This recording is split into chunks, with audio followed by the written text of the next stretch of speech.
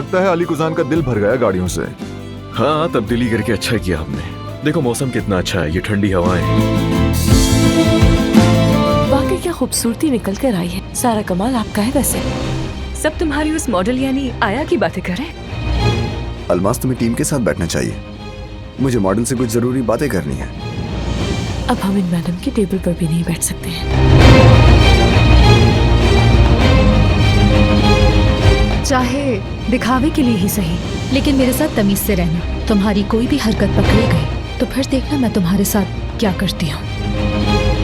मेरी बीवी को इस्तेमाल करने के बाद तुम तमाम हदें पार कर चुके हो। मुझे लगता है ये एक धमकी है कसम। जब तक मैं तुम्हारी तकलीफ की असल वजह नहीं जान लेता तब तक तुम्हें नहीं होगा कुछ।